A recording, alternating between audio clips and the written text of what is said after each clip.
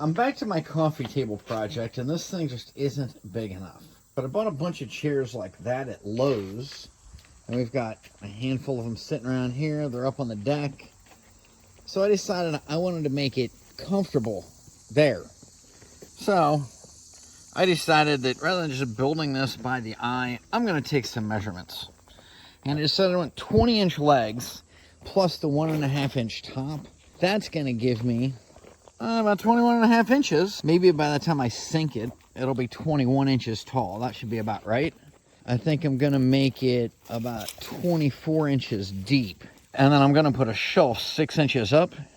That way I've got 14 inches in between the shelf and the top, so I can stick whatever I want down there, but that'll be more than enough to get a tall bottle, some glasses, whatever we decide to stick under there. And here's the wood that I cut up a couple of weeks ago when I first used a sawmill in Ohio. And getting a better chain in Tennessee, really, that semi-chiseled chain, or maybe it's just that I know what I'm doing better now, we have a lot less grooves.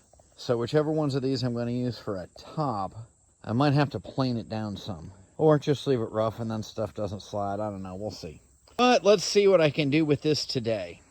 Quick note. I don't know what I was thinking. Cutting this thing that's 12 inches wide by cutting it 3 inches thick. That is miserable. The smartest decision I made cutting that was asking Devin to haul it up here for me. And there's no way my 5 3/8 inch saw is going through that, which means either we get the chainsaw back out or I use this, because I went looking for my circular saw and I'm thinking maybe a kid borrowed it. It's definitely not where it's supposed to be. So we're going to cut this down to a more manageable size. The majority of that is just going to be the legs of my table. This table is going, I mean, you can park the airplane on top of it when I get done. It's going to be so heavy. I got that first piece cut off, so it's nice and square. Got a nice, beautiful end here. And yeah, this is going to be a way nicer look cutting with this saw blade than with a chainsaw. And I've come to the conclusion, money might not be everything. But if you take one of the trees from your land that falls down and turn it into a couple $100 coffee table that's designed exactly the way you want, that's really close. And it sure is useful to have thousands of dollars worth of tools to make a couple $100 coffee table. Maybe if this turns out, we'll actually build a house with it. Here goes. Next, I'm going to make the top. I've got, well, 2 legs. I think I'll just rip them down the center and make 4. On the other hand, as big and heavy as these things are, I could easily just let the table hang out. That's over 12 inches. So, yeah, just barely over 12 inches. So those could end up being the legs, just how they are without ripping them. Or maybe I'll rip them. Then this over here looks like a good top piece. Kind of cut at an angle on that side. Remember, this is the first tree I ever milled. It's getting pretty rough there. I've got a knot here. That's really torn up from the chainsaw. So, I think I'll avoid this side with that big knot in it. Or I could cut it there and go up.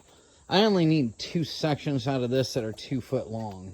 And then I think I'm going to shave off this side, because this one looks kind of cool. We'll leave that. We're going to leave one of these ends so the edge of it is just natural. Figure out which one looks the best. Okay, that's much quicker and easier cutting through these 1.5-inch pieces than the 3-incher. So I think that's going to be awesome. Definitely need to get a planer. So we'll get that battery-powered planer and I can do this out in the woods rather than messing up my workshop, which today you can see we are out in the driveway. So it's way nicer, and I don't have to worry about sawdust. I just get a leaf blower and blow it off the drive. Back to having the right tools. I managed to cut through this one. I got a nice straight edge so I can join these together. But my table saw isn't big enough with this little saw to do this one. You can see I'm getting off my line there. So I'm going to have to freehand it and then see if we can put these things together. Maybe run a planer down the side of each one once. Okay, there's the table with 2 legs. It literally just drive a couple of screws in there and call it a table. But what fun would that be? I think I stick with my original design, and we're going to have to miter those together. Maybe I'll put a board underneath to hold them together. And we'll get the split these end legs so it's a lot more stable. That'll give me room inside where I can build something. And I've got these couple of extra pieces of planks plus plenty more we cut up that I can use to make that more solid. And that'll give me my interior table. I think I'll router the interior table out of that. All right, well, that's where we are today.